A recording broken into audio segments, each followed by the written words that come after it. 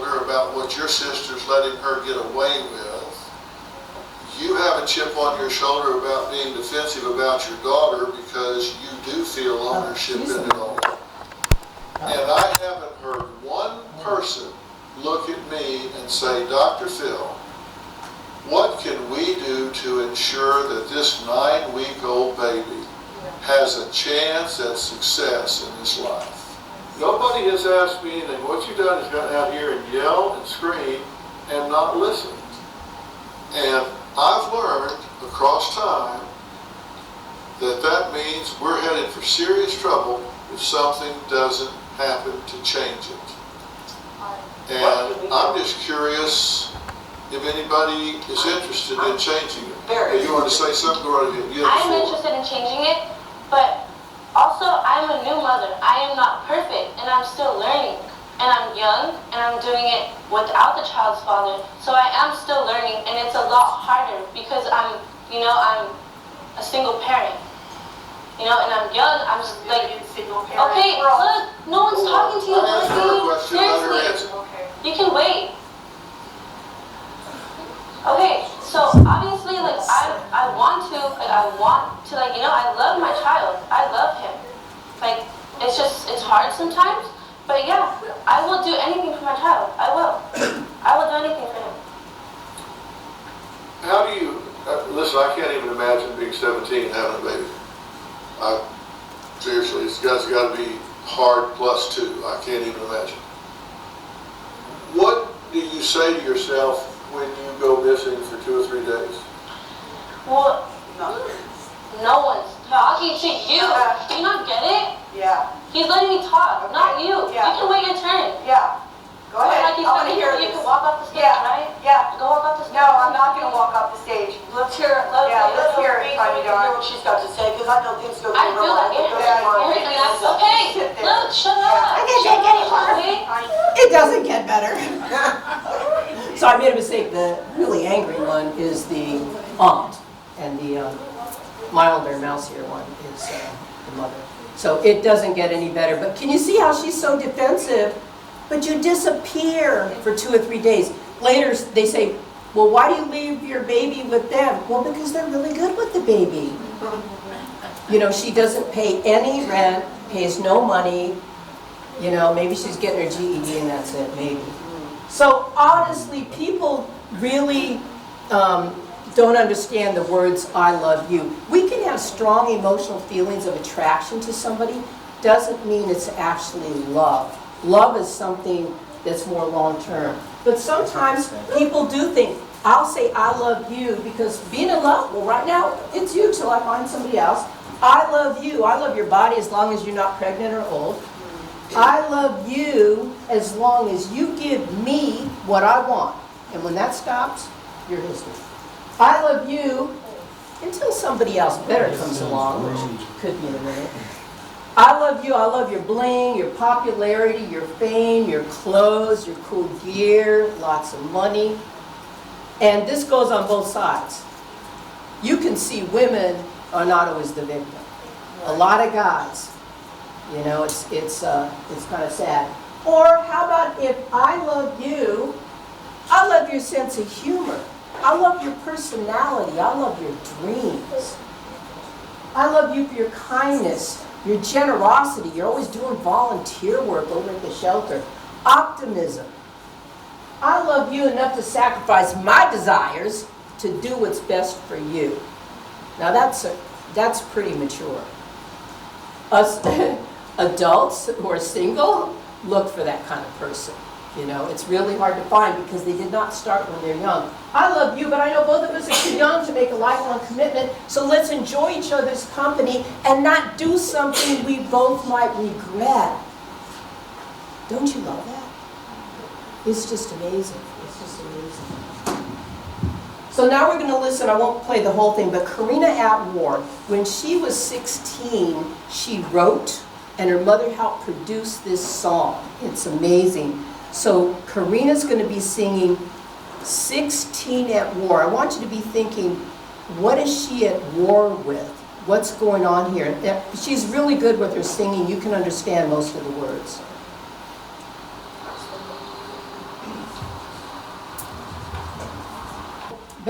absolutely. I feel that was such a truthful message. And the girl just wanted to be accepted, and she likes her girlfriend. Used to be, for a while, we wore our midriff exposed. You know, you'd wear the crop top, low pants. This midriff is sending out a signal. It means it's a fertile young girl. That's what this means. That's why it's not a good idea. I know it's fashionable, it's cool, it's fun. But unless it's at the beach, it's really good not to, because you're sending out mixed signals asking for trouble, asking for trouble. I know a lot of men, unhealthy men, have said that they always look for girls with daddy issues, people with low esteem. They say, oh, you're beautiful, and they kind of look away. So we want to know the difference between lies and truth. We want to be people who tell a truth. When I was 16 years old, my daddy said, don't even touch my stereo. I didn't know that he set the dial a certain way so he could tell. He should have been a private detective. So needless to say, I listened to his music, and I didn't know about that. So he lined my brother and me up, and I was scared, terrified, because my daddy, I only remember him yelling and spanking. And I think I was 16 at the time. And who looked at the stereo? And he, oh, I was so scared, you know, but I knew he's going to blame my brother. And I said, I did it, and I knew I was going to get a beating. And my daddy said, thank you for telling me the truth. And from that day, my dad always believed me. And it was, as a teenager, I was really, had to struggle with not deceiving him because I knew he trusted me. So it kept me from lying until later years, anyway, so. But I had my own car. So do I tell the truth? You know, think about, you know, may I also explain, when we lie and sneak around on our parents told us what to do. We say we're babysitting, we're going to movies with our friends, we're really hooking up. It's the same as if your best friend or somebody you loved did it to you. The parent feels so deceived. I trusted you. I love you. So of course it comes out like anger.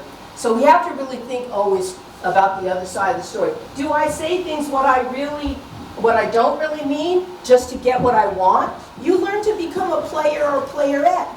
Deception is how you get what you want. You deceive even when you don't need to. Do I want to be in a relationship with somebody who does not want to tell the truth? Would I? It's something we think of. And here, this is a player. This is a player. What does the long nose represent? Pinocchio, right? And here's the really handsome guy. Oh, I wouldn't hurt a fly. I love you, you know. They put on a false face.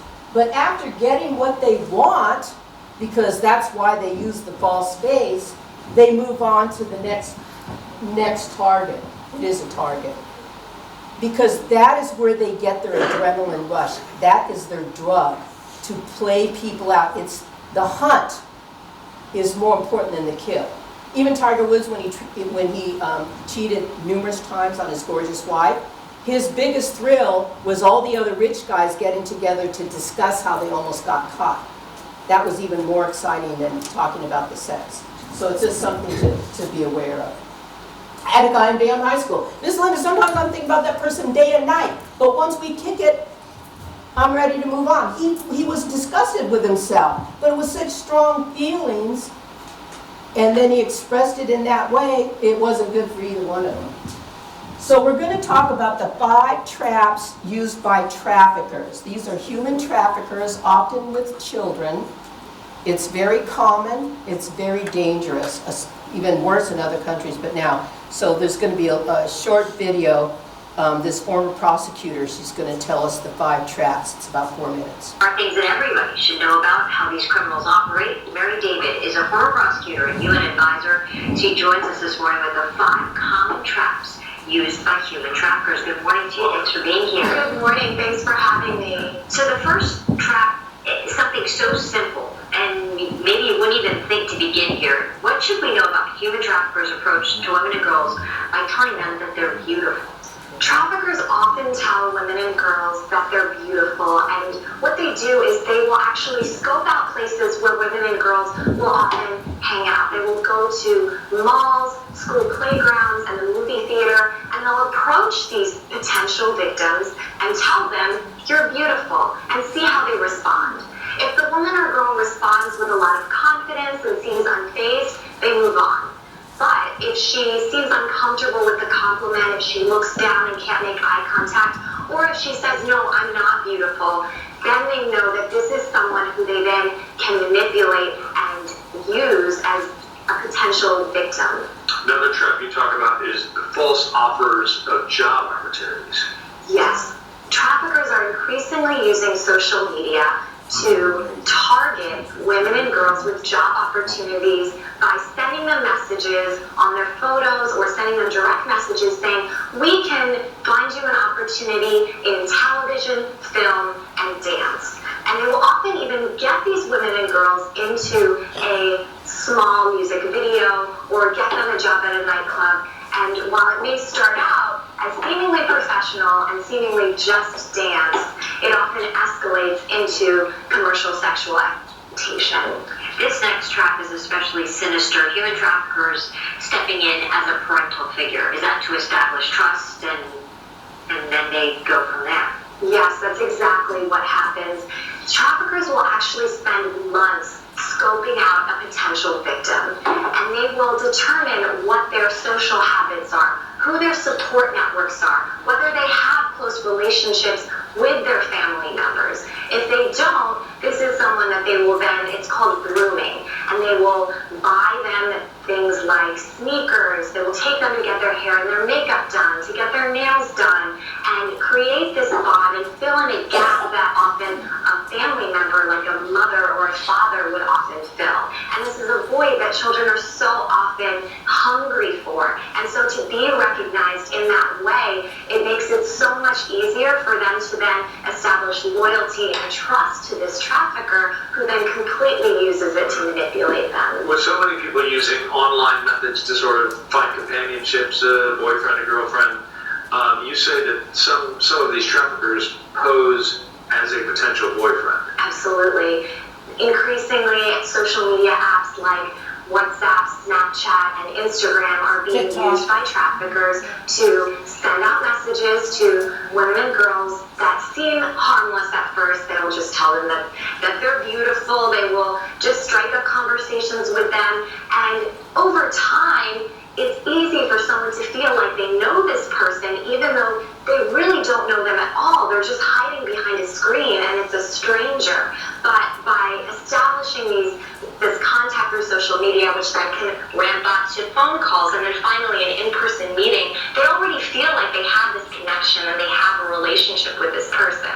And then what happens is they then say, once they actually get close and do start dating, I'm really short on money. Just one time, will you do this for me one time? I'm only asking you because I feel so bad to do this, but I trust you, and I know that you love me, and it's never just one time. Right. Once again, Mary David, a former prosecutor and anti-sexual exploitation advocate, travels around the country speaking to groups and raising awareness about human trafficking. Mary, thank you. Thank you.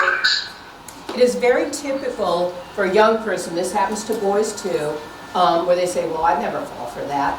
But they really get under your skin. I have personal knowledge, somebody close to me, that happened to her when she was in college. And this guy, he seemed so perfect, so polite, so wonderful. Eventually, she lost all of her support network, which was vast. She's in college. She's working her way through college. And then he ended up really hurting her very seriously. She took a restraining order about him, which was very serious. Like if he's eating at McDonald's, if she was to come in, he would have to grab his burger and leave, that's serious. But she was curious. There was 2 other girls that he said, oh, they were his girlfriends, but they broke up with him. They had their reasons. She never asked because he's so perfect. They must be smuts or something. She went and asked the girl, what happened? Oh yeah, I had a restraining order. He broke my arm. And then the other girl was very similar story. So, this person, wonderful young lady, thought she was very street smarts, but luckily it turned out to be a good ending. So some teens even think if a guy buys the meal, I owe him something. And some guys think that too. Years ago, 15 years ago, I saw on the news that 35% of high school girls, they didn't see which grades, believed it was okay to give sex to a guy if he paid for the date at least 3 months. Now it's probably like 3 minutes, but a good man does not demand sexual payment for his actions. So 3, the big number 3, sexually active high school girls are 3 times more depressed than girls who are not having sex. Now, if you go to social media, you'd think the opposite was true. And these are from the American Journal of Preventive Medicine, the American Journal of Sociology. 11.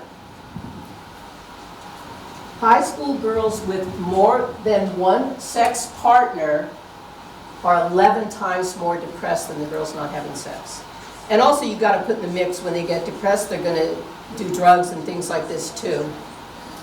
And which comes first in adolescence, sex and drugs, or drugs and depression?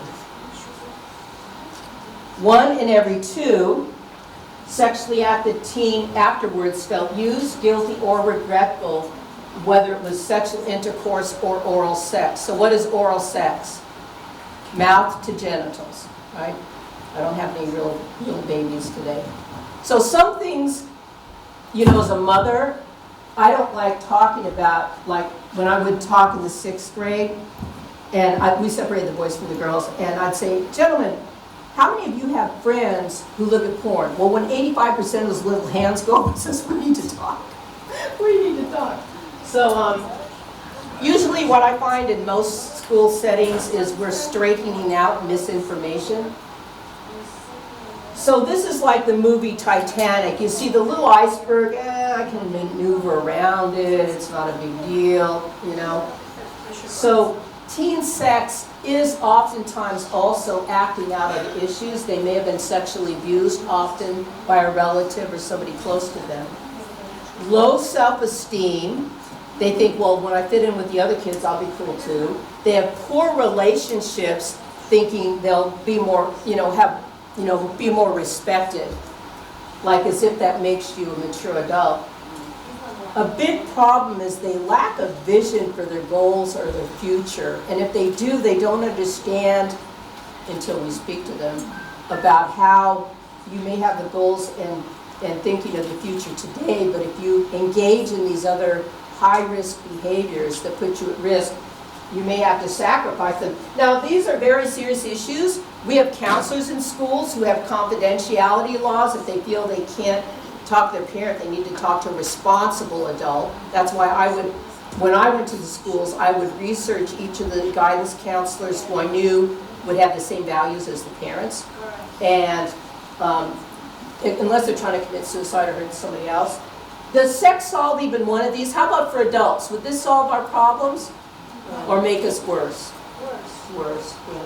We can see that now. So how about, our brain is wired for benefits. We want to feel good. That's why you got little lollipops today. It makes you feel good, right? So the emotional benefits of delaying sex. There has to be benefits.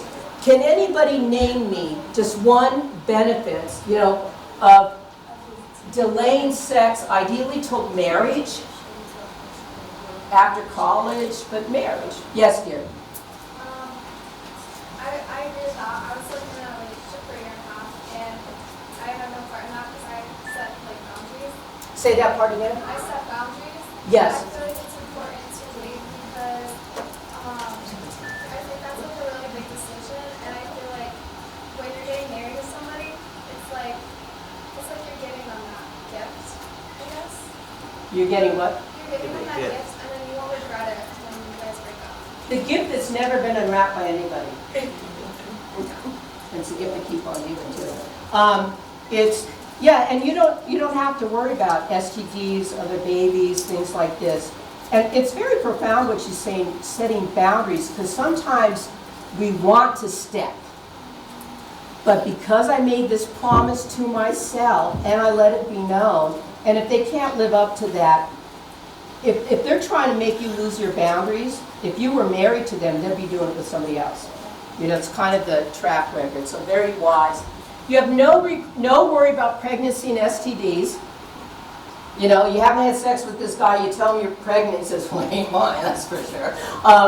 No regret, no guilt, no rage over betrayal. I know guys who are hating girls who are hating guys because they have such rage over this betrayal. It's hard for them to overcome this. Less depression. You have more self-respect because you accomplish this goal. I feel I have no shadow. I'm not worried about going to a party, walking someplace, oh my gosh, I don't want them to see me. Hey, how you doing? You know? Clear conscience. Sex is reserved for your future life partner. You don't know who it is, but again, before we can find the right one, we have to become the right one. That's a lot of work. Trust in relationships. If you've been able to maintain your sexual integrity and you work on your character, you see how my daughter, don't tell her I told her this, okay? Did you swear? Okay. When she was 25, she came and sat next to my bed. She says, Mommy, I found this guy, he goes to my college, and he's really, really nice, and he doesn't mind that I'm still a virgin. And I says, no, he's probably doing happy white boy dance right now. And I says, well, that's interesting, and blah, blah, blah. So I says, I'd like to meet him. And I always told my girls, be careful who you marry because I'm going to be on his side. So one thing that's interesting is Bill, when he met me, he looks me straight in the eyes. So pure, nothing. Normally when you have something high, you know, and I said, I want to take you out to dinner. We need to talk. He says, oh, crap. So I took him out to Charlie Brown's. We were sitting there eating. I remember like it was yesterday, shaking a little bit. He was sweating a little bit. And I says, well, I just came to the understanding my daughter still has maintained her virginity. How do you feel about that? He says, well, I think it's a good thing. I says, why do you think it's a good thing? He said, because we talk a lot. We park and we talk a lot. And because I had told him before, I says, my daughter, because she's feeling this way, she's actually dating you. It means she's thinking about marriage. And he said, I would like that too. So it's wonderful. And I have the best son-in-laws. I tell you, I have an Irish son-in-law. I have one that came here from Ghana. And I have one from the Dominican Republic. And it's my youngest daughter, she got married. She went to his house, and they're having a barbecue, a cookout.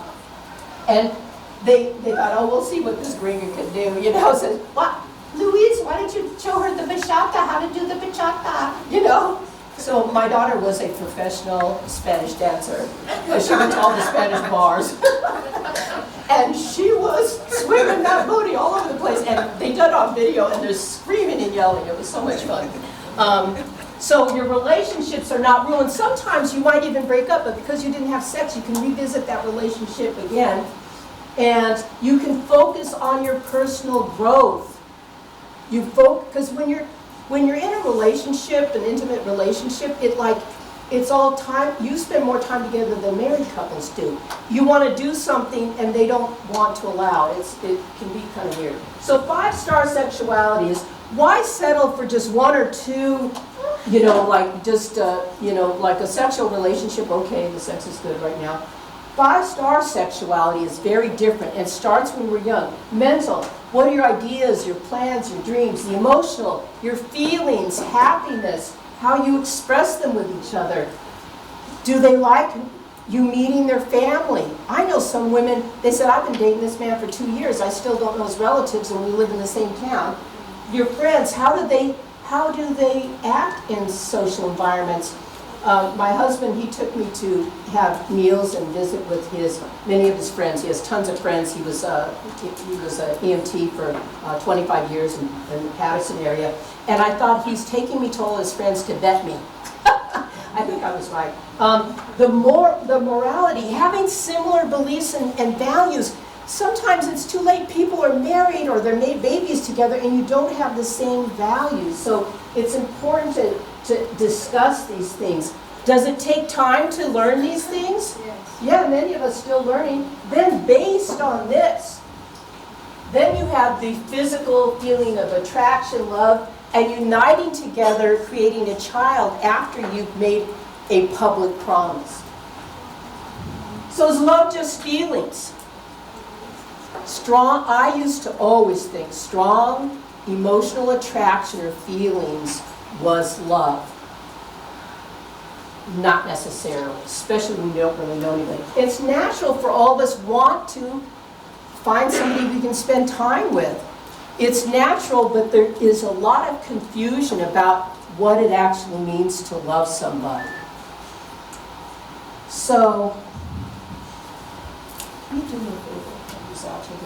I made a copy of these, just give them to everybody. Thank you. This is because my students used to always take notes, and I'd have to wait and wait and wait. So I do advise you to take notes, but this is the benefits of waiting for marriage that we discussed. This one here is the difference between immature and mature love. Out of all the slides that I would show over the years, I was surprised. This one about immature love and mature love was the biggest hit with the kids. It's kind of interesting, the things we learn from kids. So, immature love, sometimes we don't realize it. We can be victims of it, or that could be our persona as well. It's self-centered. People say money is the root of all evil. I say no, self-centeredness is. Being conditional. As long as you give me what I want, then we're good. Changeable. You think everything's okay, and you just say, how was your day? And it just is downhill from there. Very changeable. Resentful. They're throwing in your face something you did a year ago and apologized for, and it could have been so minor, but they carry this resentment. There's also a thing, when you first meet people, they keep blaming other people for their life. My parents were horrible, this was horrible. They have resentment. The resentment goes to the person closest to them. So it's a trigger. Unethical. Unethical means they're basically lying and sneaking around. They don't have real standards to guide their behavior. And basically they feel they have a right to take whatever they want. Then mature love is what? It's very different. Unselfish and giving. And it's a shame because I know so many kids in schools, they're already exhibiting this, but they're hammered down as being the weird or a problem. They're bullied, right? Unconditional. I'm going to help you with your homework. You don't have to pay me. I don't want something in return. It's unconditional, like parental love. Unchanging. No matter what happens, like I could be really angry with my kids, but my love doesn't change. I can't help myself. I still love them. Able to forgive and give them another chance. Now, there's a few deal breakers that need either counseling or re-examination. That's cheating. Cheating on your spouse, cheating on your loved one. But try to forgive these little things and let it go. Even people, I went back in my history growing up because I was always being bullied. And I actually, in my head, forgave them. Because is forgiveness for the forgiver or the forgiven? Both, but more for the forgiver. Because then we can let something go, right? And it's ethical. You're really thinking about the whole enchilada. You're doing the right thing because it's the right thing to do. Also, can we say love should be honest? We need to ask ourselves, is this really in the best long-term interest of the one I say I love? And if I'm not willing, I want to avoid that question. Don't say you love somebody. Try to keep it to yourself. Once, you can't unring a bell, as one person very near and dear to my heart once said. You cannot unring a bell. Once you rang that bell, you said that, you can't unsay it. Can somebody love you if they don't care about your future? Come on, just this one time. You don't have to tell your mother. Can somebody love you if they don't care about their own future? This is a big problem. People don't see a future. They're just living for now. That might be a buddy. I wouldn't even call them a friend, So this is one way you can tell if somebody really loves you. So make sure take the love test. Now, we do have a character survey test that's fascinating when you want to get to know somebody, but this is saying no sex is going to happen. No sex. That means no touching through the clothes, not too much kissing, just a little bit.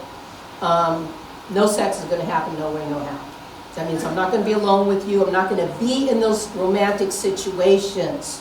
That's our downfall. We allow ourselves, oh, I can stand on the edge of the cliff and look over. I'm not going to fall down, So be the one that sets those parameters too. See if the relationship continues. It's a good test. It's a good test. So what is the meaning of the act of love anyway? When a woman orgasms during sexual intercourse, her brain emits this oxytocin. It's very similar to when she's breastfeeding, but it's not erotic breastfeeding.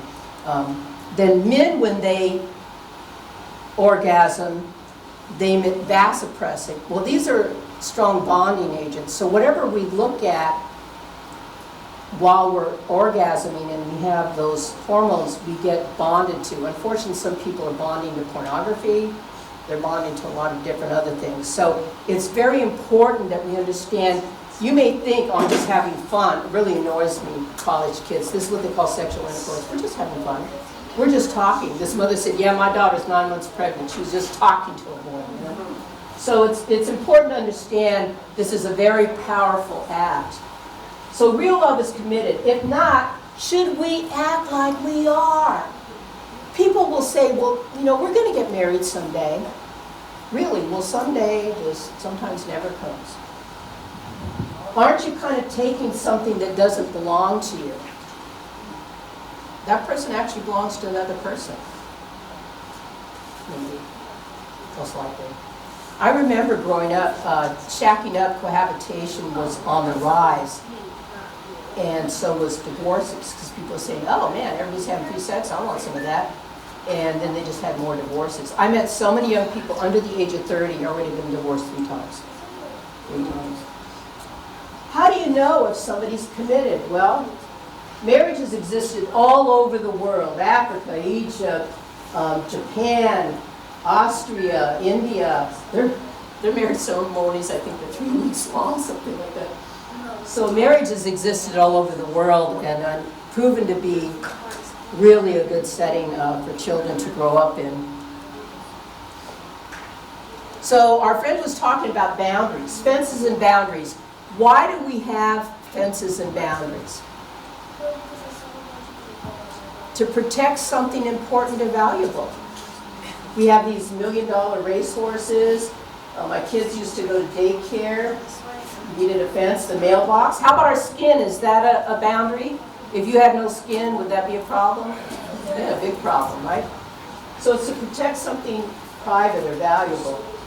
I don't know, is it just me, or can you see a difference in the body language and the expressions in their faces? My older teens are going, he's like, oh baby, I love you. I want to show you. And she's like, So healthy relationships have boundaries, It's not just about pregnancies and STDs, but we want to protect our heart.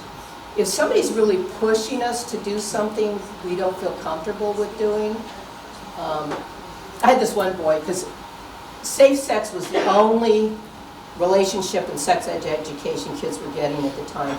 And he wrote on his evaluation, he says, I learned about safe sex from Miss Linda. I says, boy, I want to rip that boy a new one, So he was in the 6th grade, but he should have been on the NBA. I said, who wrote this? He stood up, I did, Miss Linda. I says, please stand up, sir. I says, I was teaching you safe sex. What is your definition of safe sex? I'm glad I asked. He says, well, wait until I'm married, right? And I says, yes, you deserve an award. So how we develop is through time and attention. Spend time with each other. Look at each other when each other's actually talking. Don't be going like this. Communication. Being able to verbalize your emotions and feelings, like my daughters always say to my granddaughters, find your words, don't just scream. Gifts and acts of kindness. When I liked a guy, when I was an older teenager, I would wash his car and change his oil and clean his carburetor. That's what we had back in the day. You know, acts of kindness. Touching and kissing. Sexual intimacy. This is not saying what you should. It shows what is the process of this. Now, does sexual intimacy always mean love or result in love? No. Then there's sexual intercourse. When sexual intercourse is listed as the last thing, not the first thing, what is the most important thing you share through sexual intercourse? I know people say your heart, which is true, but it's our DNA. It's our DNA. You have the potential of creating new life. And that's why a lot of people say, wait until marriage to exchange your precious gift with somebody. The ring is symbolizing something that never begins or ends. It's just a circular motion. And it's something really, really to think about. Linda? It's that time? Okay. So you get a break, and we'll be back in 15. 10 minutes. 10 minutes. So at 10:35, I start speaking again. Thank you very much. Give yourself a great big hand. God, nobody's always sweet yet. I always pick on people from all.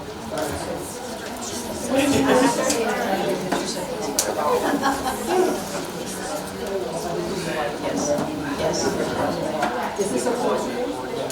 Weird. I find talk to people about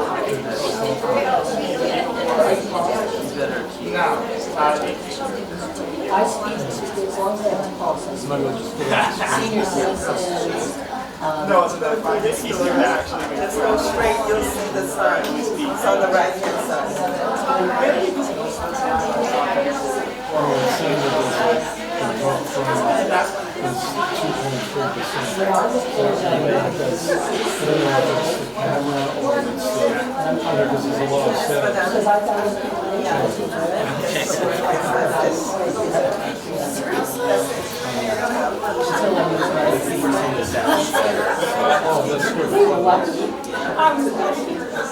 I was in the car. But yeah, I really feel the stand around, stand around to me. I don't know when you exchange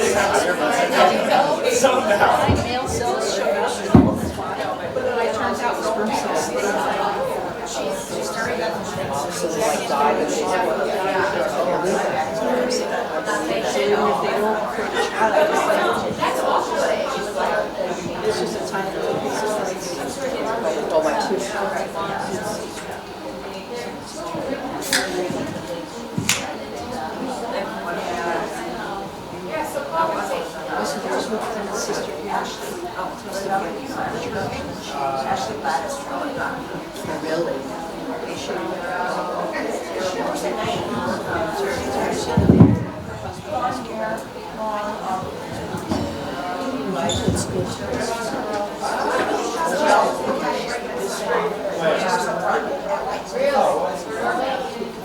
tonight. Yes, right. He remember this.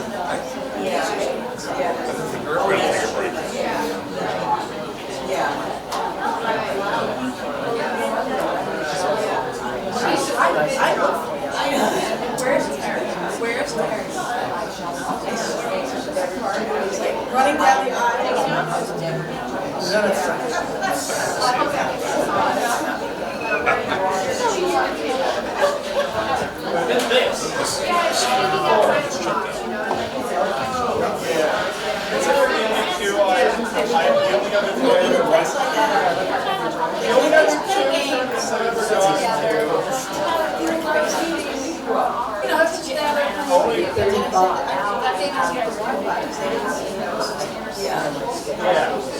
But it's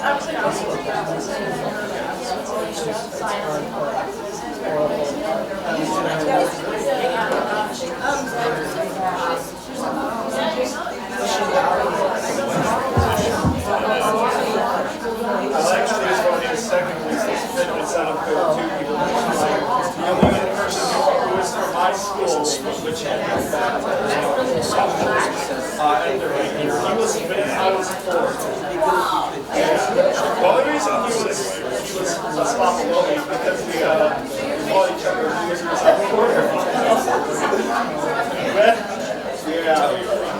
I know he can beat me. Sometimes I was practicing with different controls. Switch back to the ones I had before.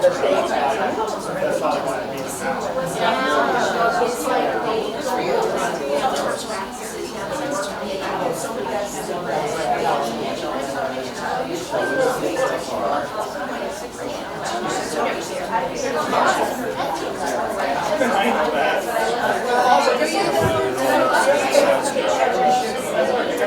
There was a lot of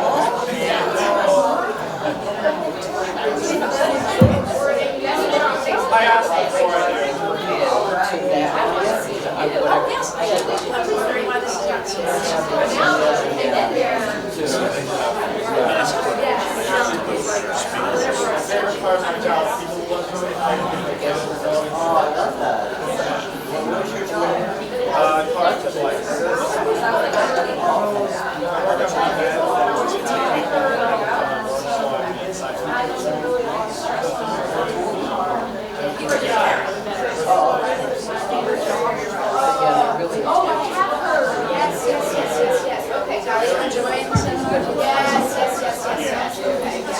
Everything's in the car.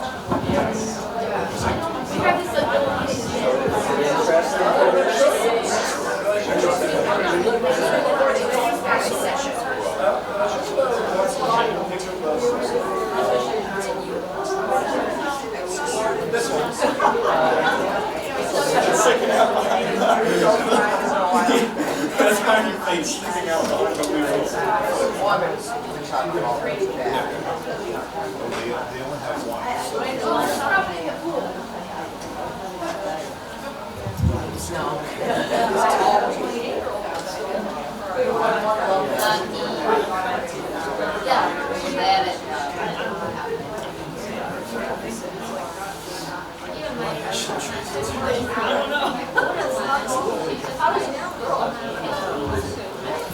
Okay, I know time flies when you're having a good time.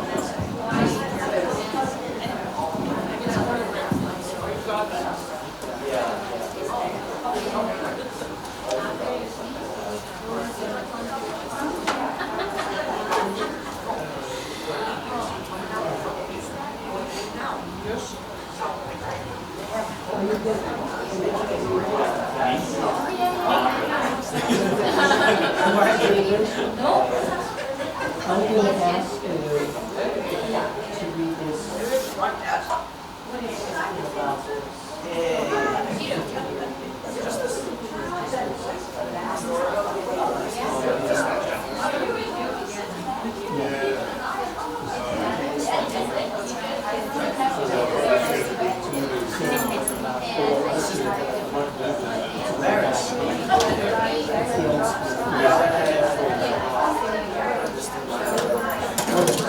So what I'll need you to do is Just stand up and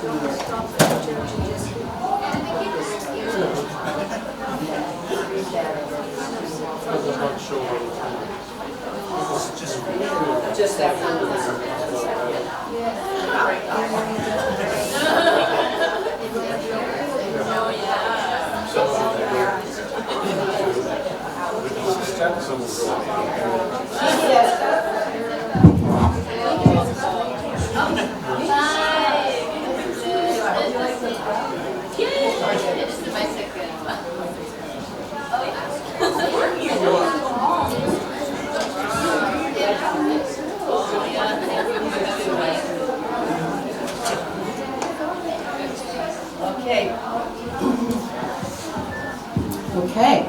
Okay, everybody have a seat. So now what we're going to do is we're going to talk about what is a marital promise. I remember in the Soviet Union, the way they had marriages was the husband and the wife went to the state, that's the government. They signed a book and they said, okay, you're married. That was it. Maybe they went home and had a celebration. But then after communism fell, all of them rushed to especially the Orthodox churches because they did incense, they did marching around, like they made a big deal about marriage. But I don't think they really discussed the marriage vows. So we want to clarify these and say, how cool is this? I know some counselors that counsel people for marriage, they actually review the vows saying, this is what you're saying in front of the public and everything. So I asked one of my wonderful volunteers here to read. So Yoshi, if you could, Yoshi-san, if you could come. So don't make him nervous, okay? I take thee to have and to hold from this day forward, for better, for worse, for richer, for poorer, in sickness and in health, to love and to cherish, till death do us apart. Wonderful. Give him a great hand. I got out my game here. Oh boy. Excellent. You're almost like a poet. So these are very important words that should not be taken lightly. To love and to cherish till death do us part. That means no side kicks, no side chicks, you know, nobody creeping around. It also is saying sexual and financial union. So it says, it's saying, with my body I thee worship, all that I am I give to you, and all that I have I share with you. That means whatever is mine is yours, yours is mine. And, we share bank accounts, we share the debt and everything. That's why some people, when they begin a relationship, they want to see the credit report. Because they don't want to marry somebody that is deep in debt, like nip it in the bud. Exclusive fidelity. This is a big one. Some people say, oh, I have an open marriage. Well, why do you even get married then? It's because you're immature, that's why. To forsake all others, what I learned is, you used to think forsake all others is other love interests. It also means anyone who is not supportive of the marriage is no longer welcome in your home. Like, they have to be supportive. So people need to make a decision. And honestly, this is a family, like even my children, when I said I wanted to get married, because something had happened. And I asked their permission because they were older, And if they had said no, I wouldn't have. I would have tried to talk them into it. But it's to forsake all others, to take care of and love our children together as parents. And it's a public promise that you're making to the entire community. And that's why you have a best man. You should make sure that you're keeping your promise. You have all of you. These are not flower arrangements that are standing around you. This is your team to help you be faithful and to be good. Like, these bachelor parties have to go. Like, my son-in-law was really good. He knew what his friends were like. He said, no, we're doing golfing and some other kind of sport.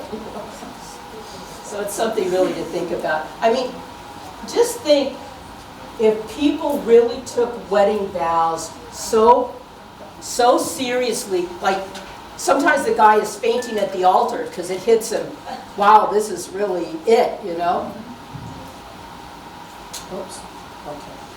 So, surprisingly enough, I know the young people are too young to remember MTV, but that was the Diggity Bomb with all the music and the stars and celebrities and stuff. And they were in the know with everything. Your goal in life as a singer or performer would be to have your stuff played on MTV. They were shocked when they did a lot of surveys with youth and young adults ages 13 to 24, and they asked, do you think getting married would make you happy? Now, there's many different variations of this, but the fact that 91% said yes, I think getting married would make me happy. We know that there's a lot of work and growing up that has to do before we get there, but just that they had a positive, they probably had more of a positive idea than I did, than my age group when we were teenagers in the 60s. So delayed sex, believe it or not, has been resulting in less divorce. Men and women who had sex as their teens, who did have sex as their teens, had higher rates of divorce. And this is from, again, the Journal of Marriage and Family. They also had less happy relationships in marriage. This is from Psychological Science. Why do you think they would have less happy relationships in marriage? Don't you think that previous relationships, and you'd ask questions after you're married and all this, or maybe the bad habits that you had before creep in? It's just something to think about. The Time magazine, I was in the Soviet Union and I had no English to read, so I went to the American Embassy and I found this magazine, the Time magazine, Sex in America. Who is having the best sex? Is it swinging singles? That means singles, people who have sex with whoever, right? Living together, you know, you want, yeah, like why get married and ruin the relationship, right? Married, but you always got something on the side, or married and faithful. So let's do a sex survey, okay? How many of you think swinging singles have the best sex? Huh. I do ask children this too, 6th grade and up. They always have the same answer. How about living together? How about married, but you got something on the side? How big is that? How about married and faithful? Anybody think married and faithful? Ooh, good. See, just married is not enough. Married and faithful, I mean, I gotta make this work. We even had some shout outs, that's cool, you know. And believe it or not, our children say the same thing, and I'm talking about in the hood, you know. People all over the world say the same thing. Married and faithful, it's just that they don't know how to get there. They don't know how to get there. So, I want to give you hope. These people have been married 50, 60, 70 years, and they still hold hands and hug and heaven. She's pulling his beard. Is that cute or what? Yeah, I have so many pictures of senior citizens. They look healthier, happier. It's just amazing. It's just amazing. And see, they even help each other. They even help each other, you know, it's just amazing. So becoming parents is such an awesome experience. I know all 3 of my son-in-laws now.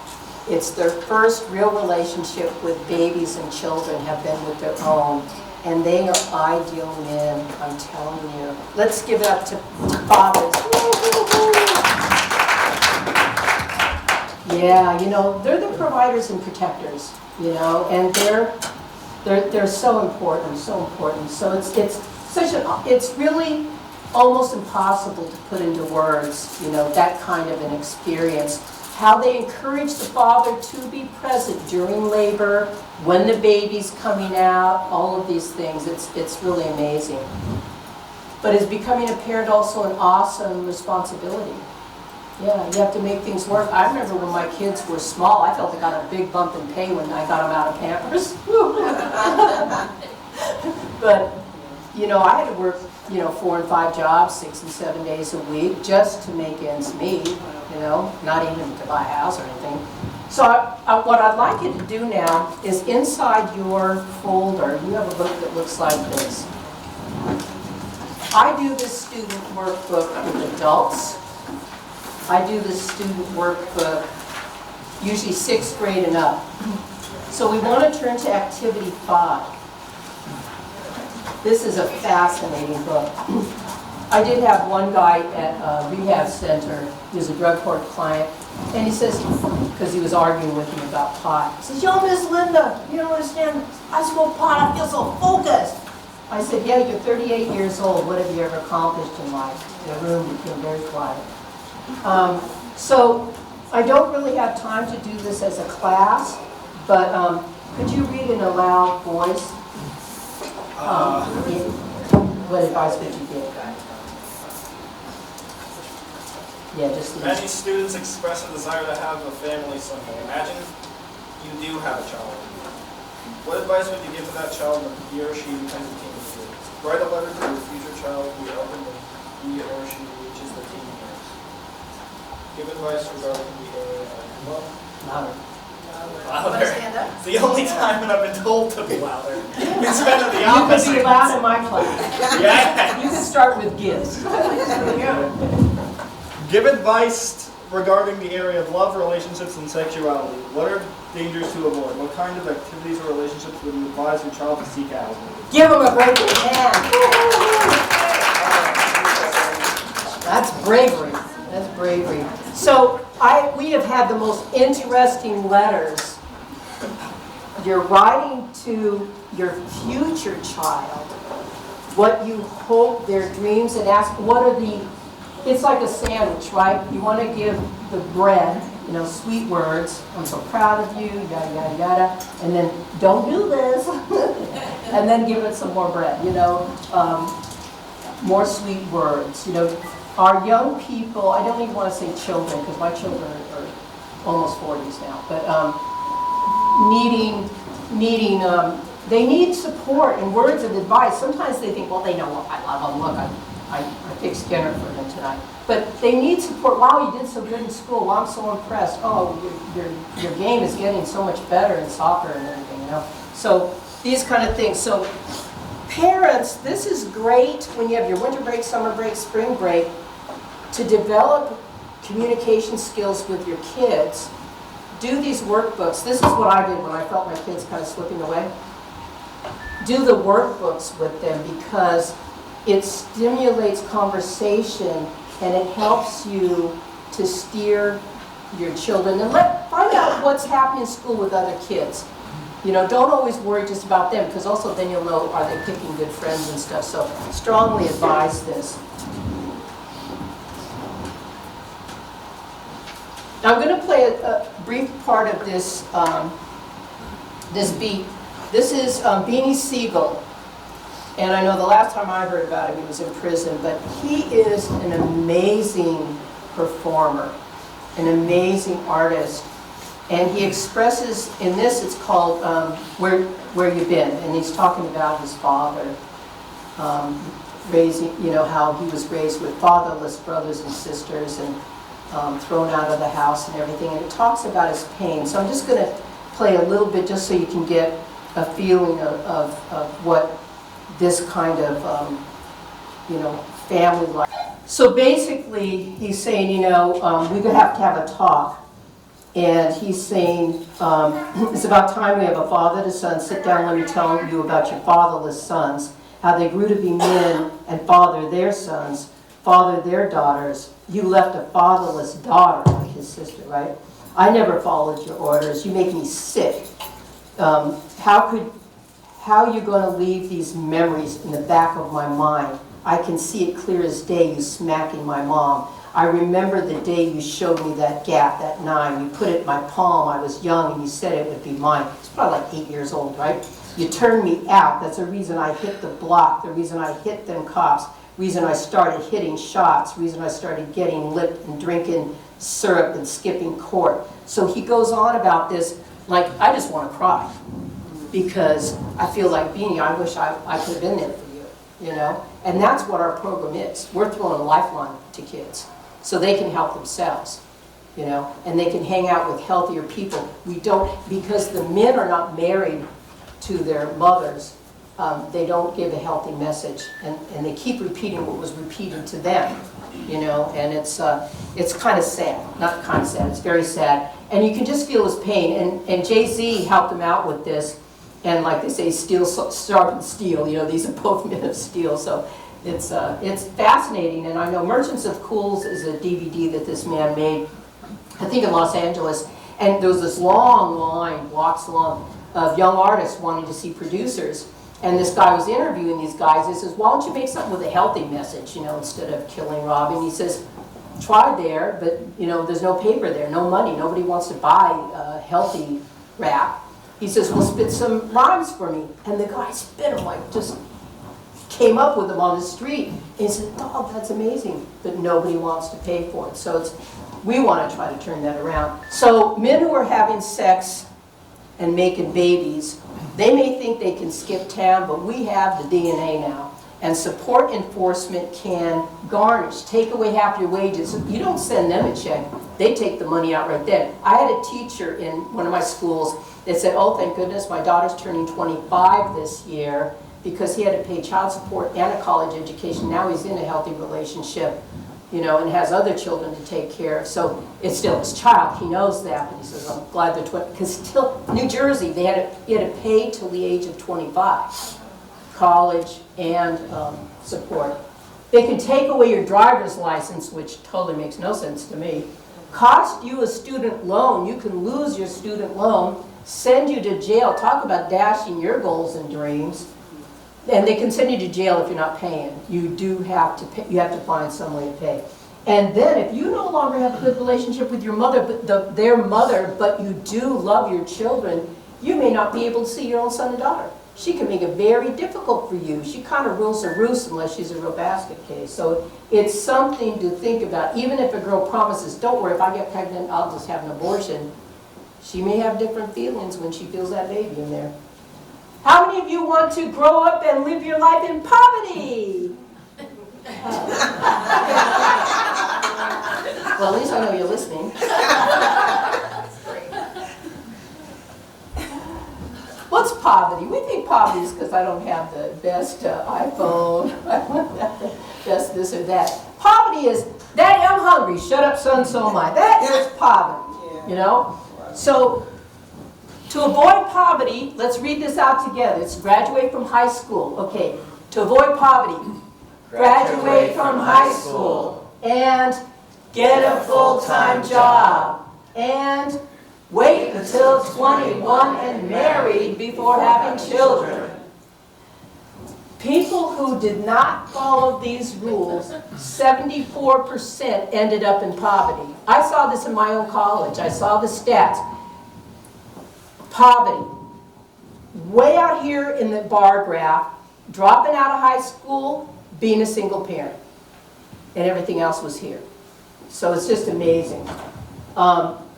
So 2% of poor did follow the rules, but it's just 2%. And I'll bet you it wasn't a lifetime of poverty. It could have been just, you know, while they're still finding their way and stuff. Do you think this is important for people to know? Because my little girls in the school, 7th grade, they're being taught, oh, you can be rich if you have a bunch of kids and stuff. And some people have already had sex, been there, done that. But is that a life sentence? I heard about secondary virginity. You could stop having sex. 6 out of 10 sexually active teens regret that they had sex, wish they could have waited. They didn't even know that secondary virginity is an option.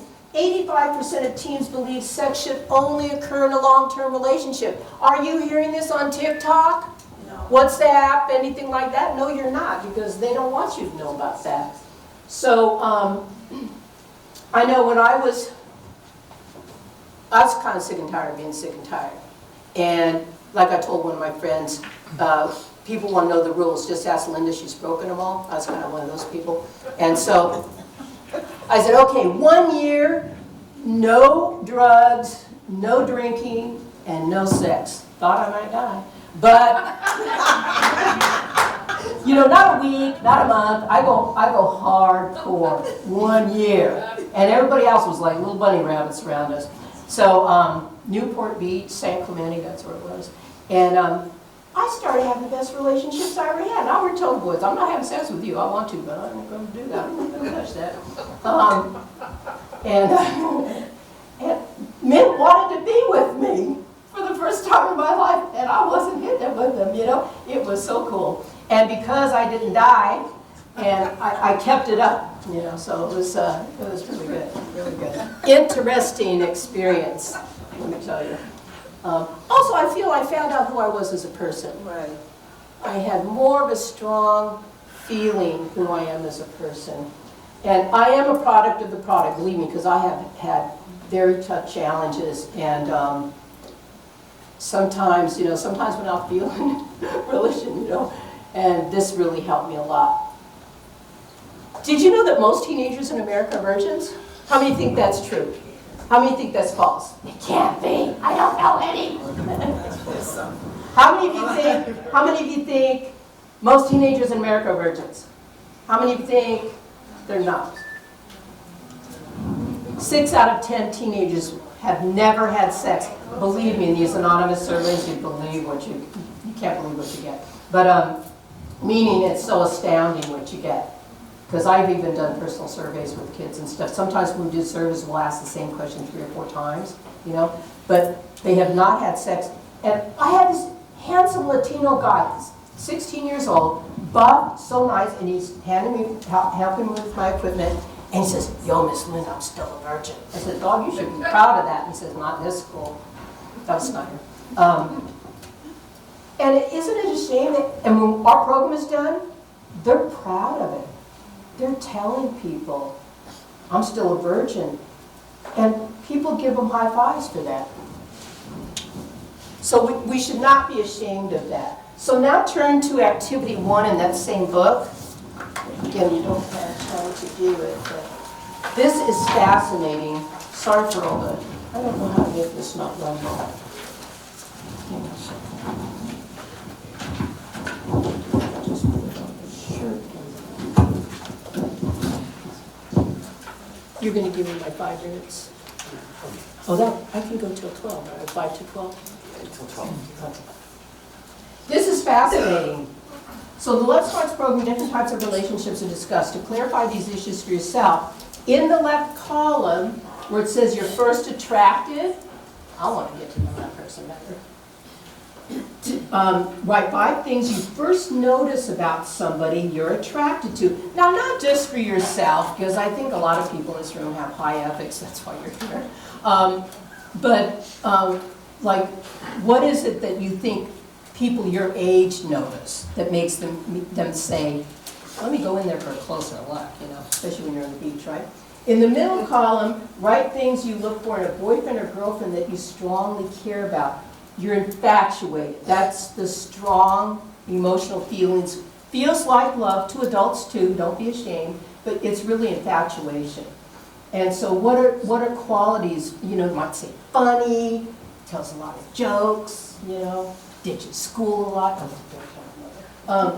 Then 5 things that you would look for in somebody you want to marry. They would be the father or mother of your children, and you would spend the rest of your life with them. You might want to say some education or career, character qualities, you know, things like that. So then you compare the two. You know, do you see the difference here? Is this long-term or short-term, you know? And then you go down. Where is there more security and trust? When is sex the right answer and why? Just having, can you see how this would open discussions? Because believe me, those of you who are not married, someday you probably will be. And it's good to know ahead of time. Like they'll say, when I was in the Soviet Union, "Miss Linda, when did you start teaching sex ed to your kids?" And I says, "About the age of 3. What?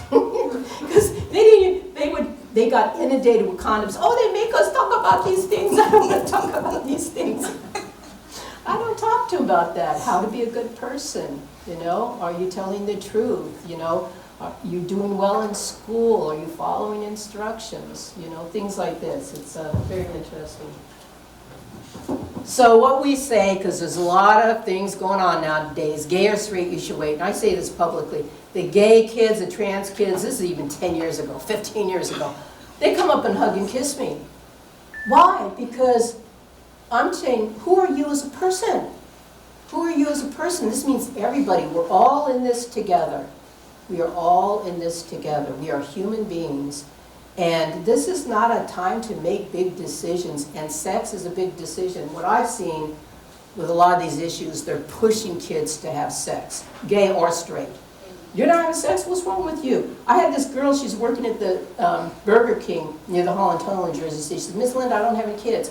She had my class since 6th grade. She was 19. She said she got so much pressure by her friends. At 16, she still didn't have any babies. She says, well, I'm not married. She says, Miss Linda, I don't want to work at Burger King. I want to own this Burger King. That's right. You know? That's right. She had a head on her shoulders. So, like, what's going to happen if you're going to wait? People will leave you. Okay, I lost a piece of trash. I just have so many stories. I have too many stories. So this is NFL quarterback in baseball. He was always made fun of, and because he treated females with respect. Got married. They both waited until marriage. And do you think they're glad they did? They're really glad they did. You can always Google them still. And it's, they have their marriage issues. Just because you're abstaining from sex is not the only deal breaker. It's really what goes along with that, the whole package. And this is Sierra. This blew my mind. She had gone out with everybody, with Future. She had a child with him, I think a son. And she was with the big names before. Lovely woman. She always had a class act. She wasn't like, Cardi B, I love you, but you just bouncing that too much. Scissorine and all this. What are you doing? In 2016, she married this NFL quarterback. Well, I thought that was a problem right away. But apparently, he is a good man. He was looking for a forever relationship, too. And neither one of them was hooking up because of fame, money, or whatever. They got their own paper, And so they got married and all of this. And now they've had, I think, 4 children together. They just welcomed another one just a couple of years ago. And it wasn't as easy as it looked. Sierra and Wilson made the personal choice to abstain from sex until they said, I do. And in a new interview in Style, she explains, it was very, I know it was hard, it was very difficult, I won't lie. And then she says, if you want to get somewhere in life, you have to have a compass. You've got to know where you really want to get to. And my heart, soul, and spirit and mind just desired to be loved. That can be a problem sometimes. But she wanted it within a relationship, to be truly loved the right way. So that's amazing. So do we have a right to say no? Yes. Yes, to everything. It means illegal drugs, all of those things. I have the right to wait. How about this? Who can read this out loud? I can say what I don't want. I can say what. If you're worried about losing that person, that's not a healthy relationship, and that means friendships too. How about this one, number 3? I can leave if this person doesn't respect my wishes.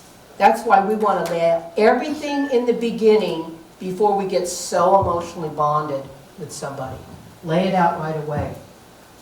Like even they have a thing where you can do, when you feel it's kind of very interesting, do table topics conversations. There's a whole list of questions. You can get them online. Asking somebody, no holds barred. You can ask anything you want.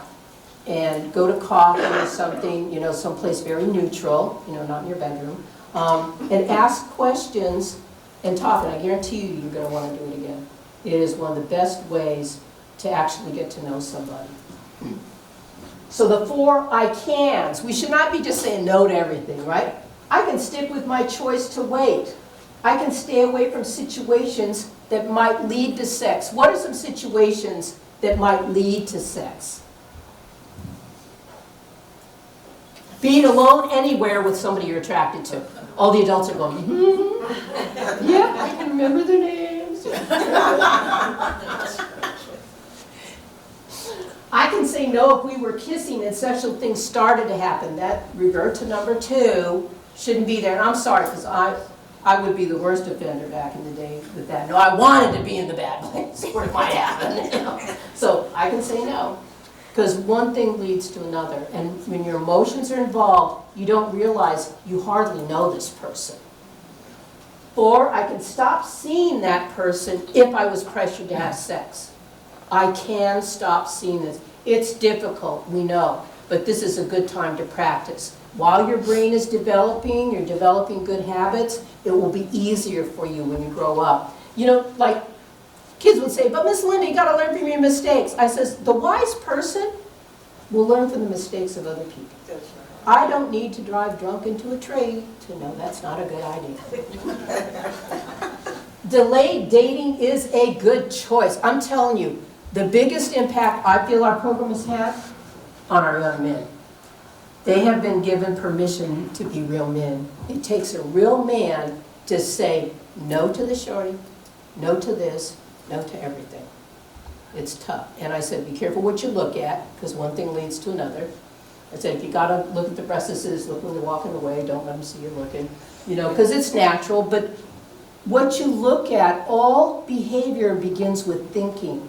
If you think, you say, I'm just thinking, I'm not doing anything else. All unhealthy behavior begins with thoughts. Studies show there's feelings of less depression, less hopelessness. You feel more in control of your life. How about setting boundaries? We meet, we like being together, just holding hands, walking home from school. Just a simple kiss on the cheek. They didn't smack me. Oh, maybe it's good. A little longer kiss.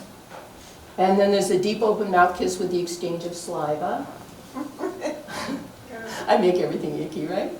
Petting, that means touching through the clothes. That's foreplay for sex. There's no other reason for it.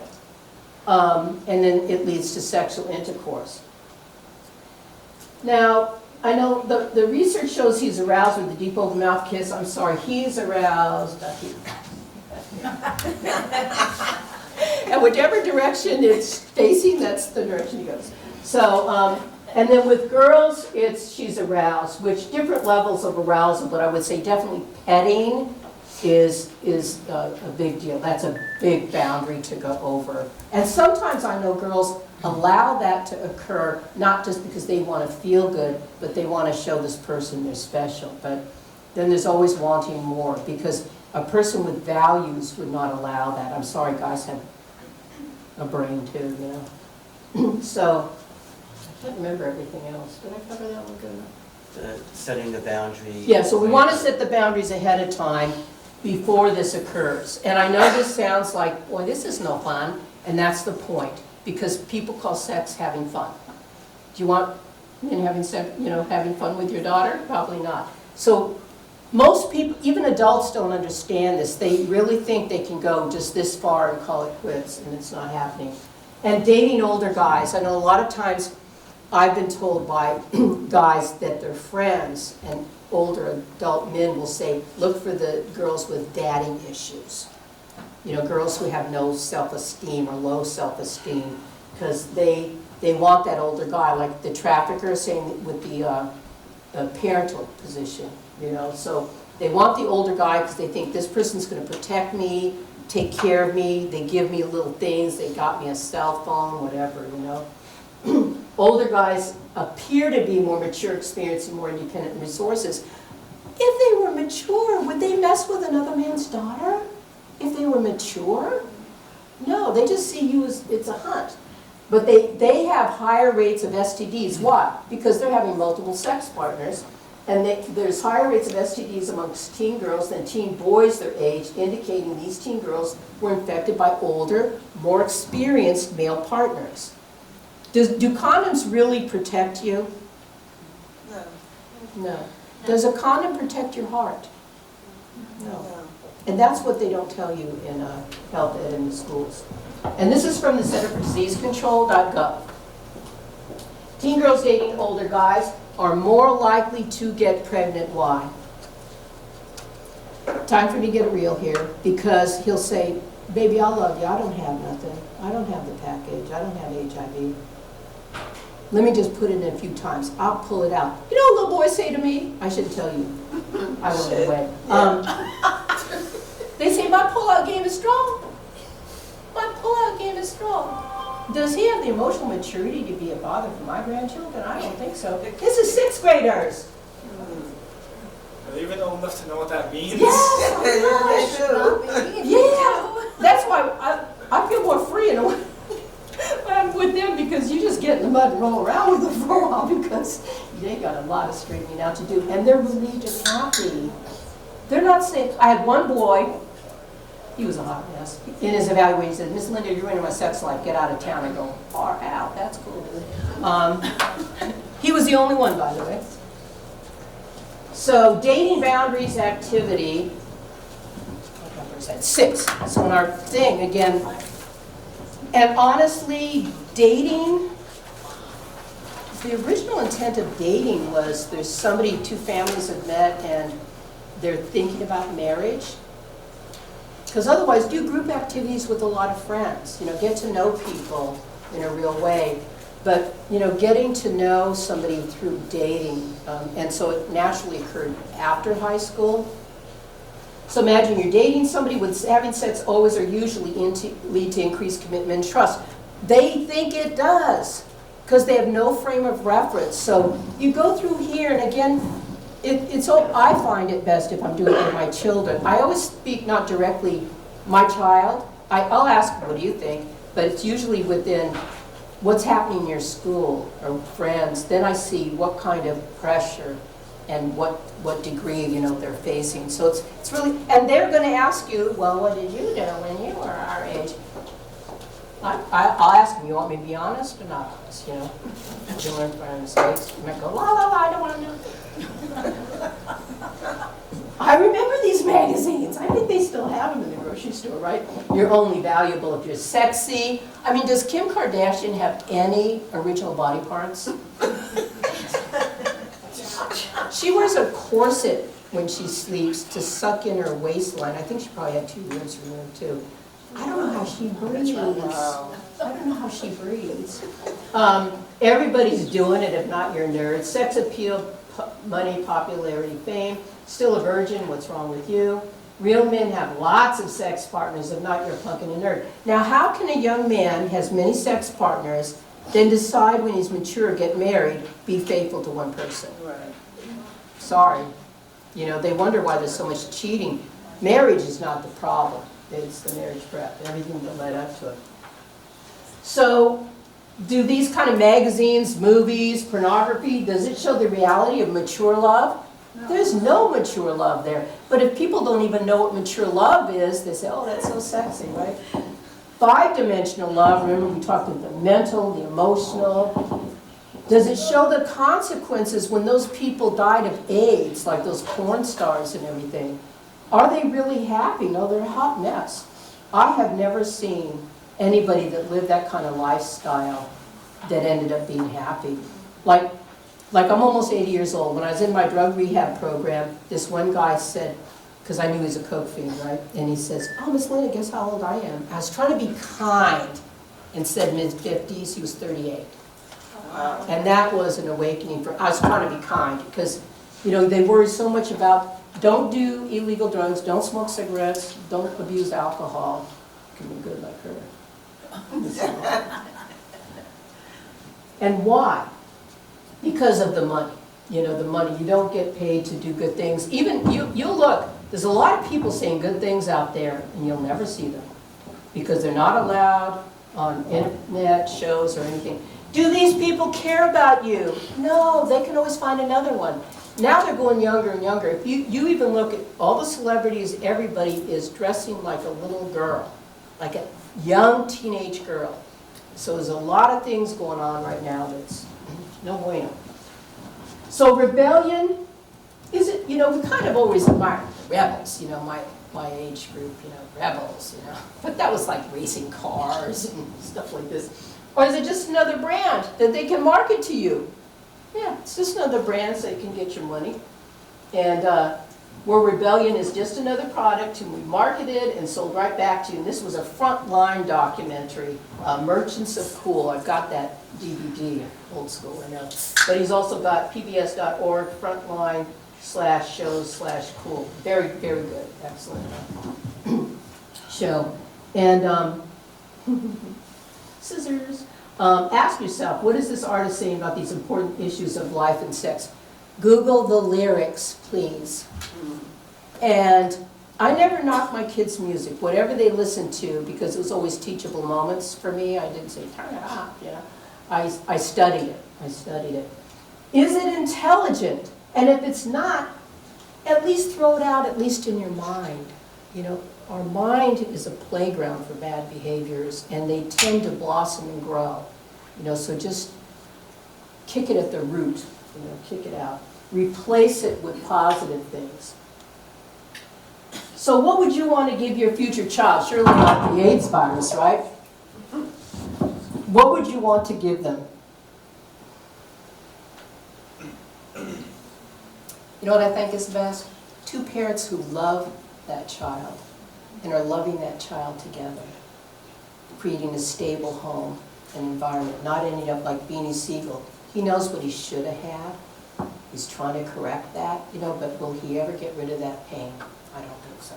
But at least if he can help others, you know. This is a beautiful couple, too.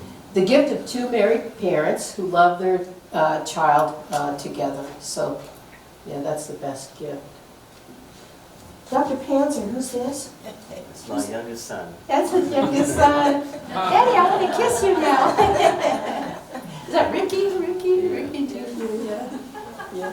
So that future child's life is in your hands right now. By the habits and attitudes you develop now as a teen, you are creating a world that that child will live in. Are they going to live in a house full of fighting and arguing and, you know, he said, you smacked my mom? How horrible does that feel as a little boy? You can't do anything, right?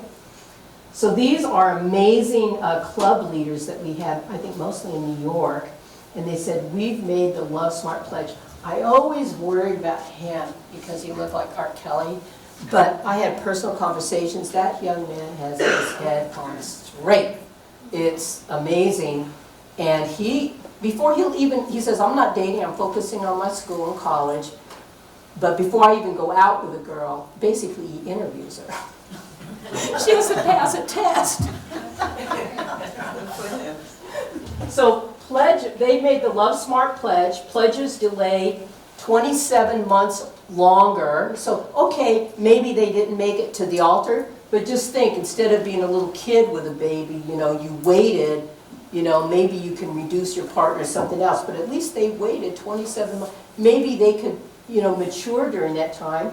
Abstainers, and the results keep coming in. This is from American Journal of Sociology. Abstainers are more likely to graduate from high school, college, and make more money. I mean, parents are paying for this college education. Kids keep changing their major and then quitting and all this stuff. So, I know it's a lot.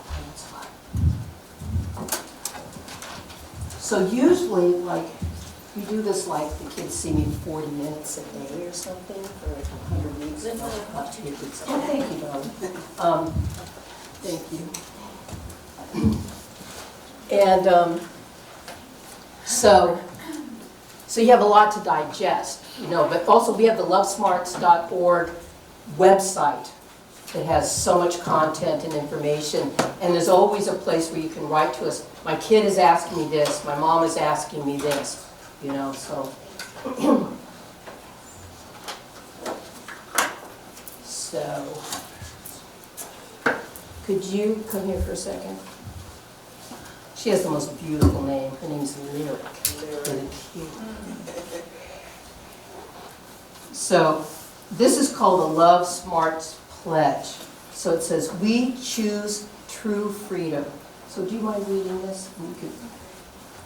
In order to claim my right to be free from sexually transmitted diseases including HIV, AIDS, teen pregnancy, and premature parenthood, emotional damage from dishonest relationships, and free to fulfill my goals and achieve real committed love, I blank have made the decision to abstain from sex until marriage. Give her a great big hand for making her courage there. Usually that's something we do at the end of the program after we've seen them for a while. We still have another course after lunch, but I had this one story I heard from this guy. He was in college, and he says, Miss Linda, you wouldn't believe what happened to me. I'm going out with this girl. I really like her a lot, and it really seemed like the relationship was going someplace special. But I was still a virgin, and I was so afraid to tell her I'm a virgin. They're both college students, and she's probably going to laugh and run away. So he took her to a beautiful restaurant, very romantic. They're enjoying their meal, and then he says, I have to tell you something. And she says, what? You can tell me anything, really.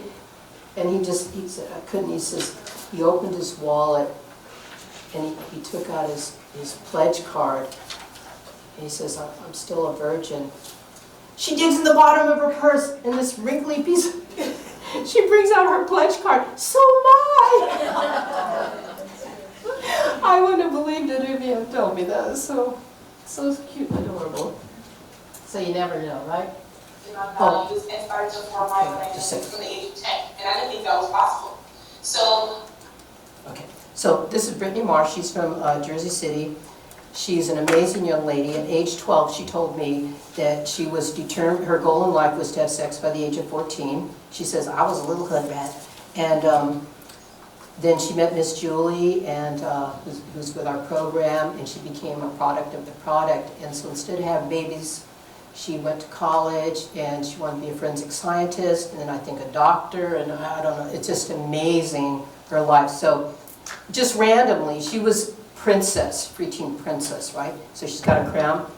We just asked her, could you say a few words? So off the top of her head, she's saying all this. Oh, hang on. My values and started to form my own identity from the age of 10. And I didn't think that was possible. So I started with Miss Julie, who's my mentor. This is Miss Julie. And what I learned was about abstinence. And I said, what does that mean? What is that? I've never heard that word before. And a lot of teenagers and a lot of young children didn't know what that word meant. And then I found out, and she talked to my parents, and I joined this program. And what I learned was the first presentation I ever saw is, the first question we got was, what's a good leader? And do you want to become a good leader? And at that point, I didn't know, because I was raised in such an urban environment with a lot of teen pregnancy. And in my area, 1 out of 4 teenage girls has been pregnant once, had an abortion once, for an STD. And I didn't want to become one of the statistics with a lot of the other girls in my neighborhood. I wanted to help them. I wanted to become an inspiration. So I stayed in the program for 7 years, and I've obtained the skills to know the difference between intimacy, infatuation, and true love in marriage. And I feel like that's what this program has done for me. Now I know that sex is spiritual, emotional, it's mental, and it's also physical. And a lot of people don't know that. And when they get married, they bring emotional baggage and physical baggage. And you can't have a successful marriage with your partner if you've had so many sex partners, or you've had so many breakups, or so many heartbreaks. So a lot of people don't know that. And that's what this program helps provide for me. A stable foundation, a strong foundation for a one-day marriage. I actually believe in marriage, and a lot of teenagers don't believe that marriage is successful. They have the hopes of getting married, but they have a lot of doubts about marriage actually working. But since I've been in preteens, I know that marriage does work. And as long as you're willing to put in the work and find someone who's willing to wait for you. And I've been practicing my abstinence lifestyle since I was 10 years old. I've been a virgin my whole entire life. And I'm a proud virgin, and I say it from the top of the rooftops, and everywhere I go, I can't help but talk about preteens. Talk about learning the relationship refusal skills when we participate in after-school club, and we're giving situations where a boy might try to talk to you, a girl might try to talk to you, and how do you say no to not only sex and peer pressure, but also to the negativity that exists through our media and through our whole entire surroundings and our environment. And it's very hard to say no. And I like to say that preteens allows teens to be unique. And it's okay to be different. We learn that it's okay to stand out and not be like everyone else. It's okay to wait and to abstain. And I can actually say that I never actually thought you could have true freedom, but I really feel free. I don't have stress.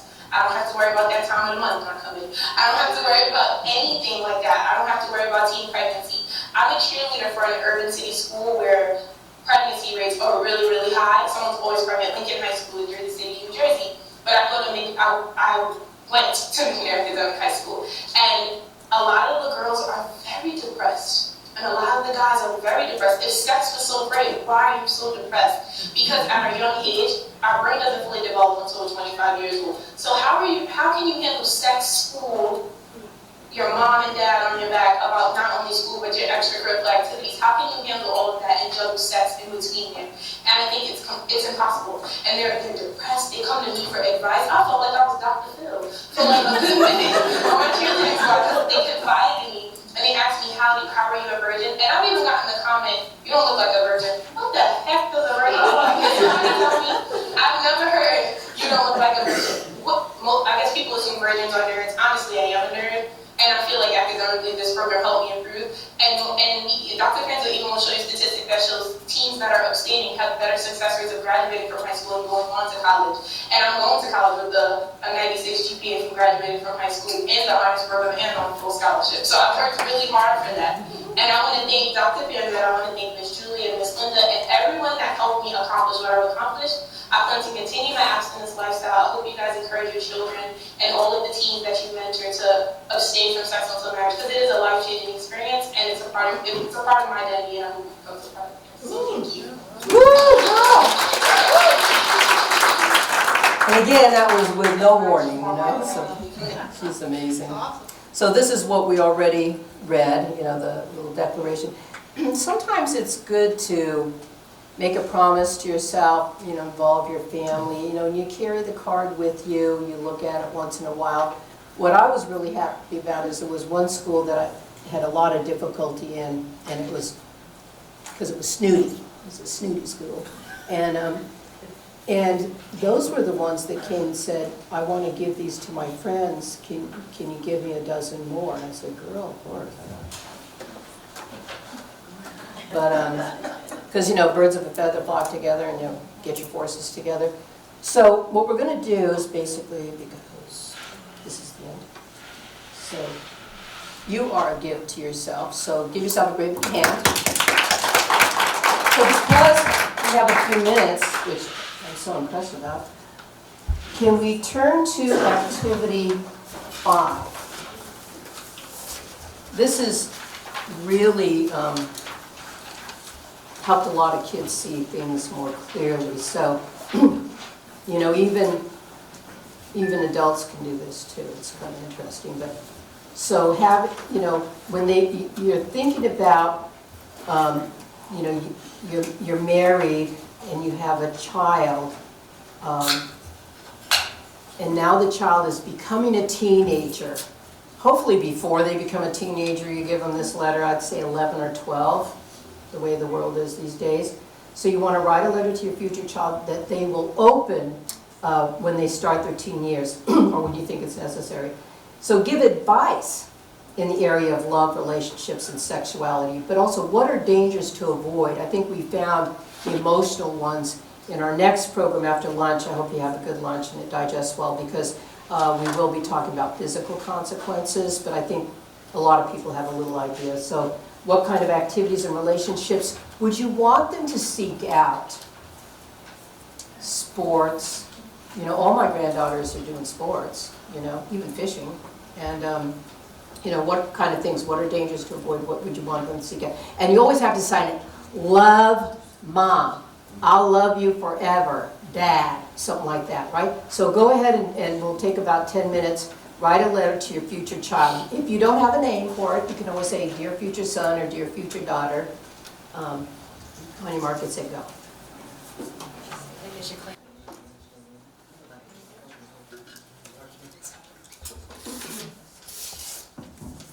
If you need any help, just raise your hand.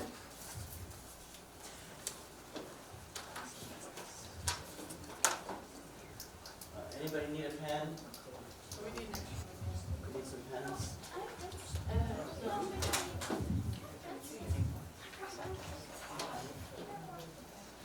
Please say your name again. My name is Yvonne. So you wrote a letter to your future child. Yes.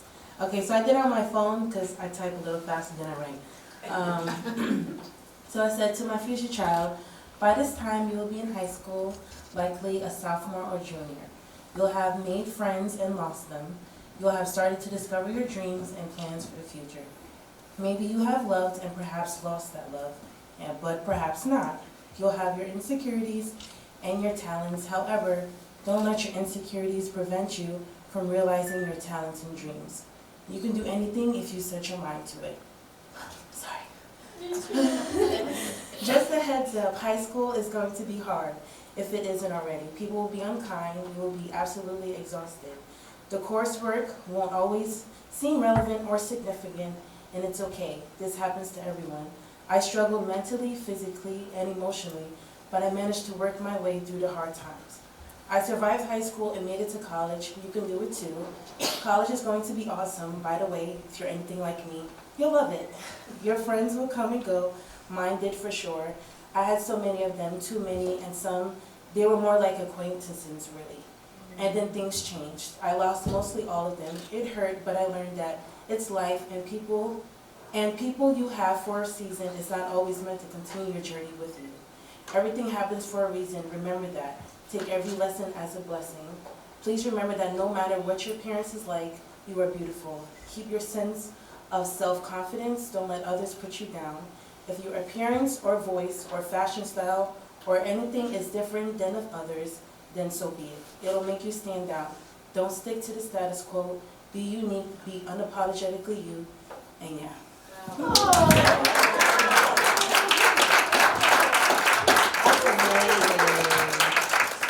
That's amazing. You know, you definitely have to send that to us. Want to put that on our website. That's amazing, and it's just a beginning, you know. And she's going to mature more, and she'll have even. Can you imagine at this stage in her life, she can give that level of advice. It's very impressive. Yes, and I have another hand. My friend over there, my support team. It's good to get used to standing up front, public speaking while you can.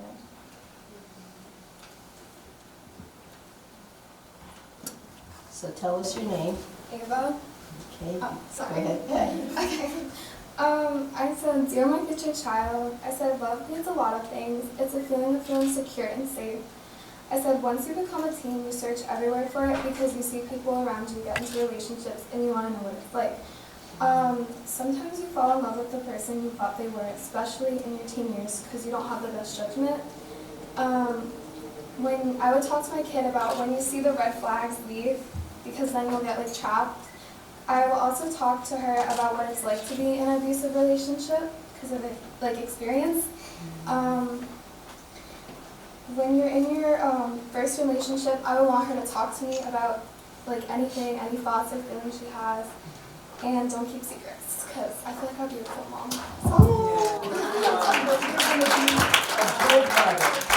And that'll be cool.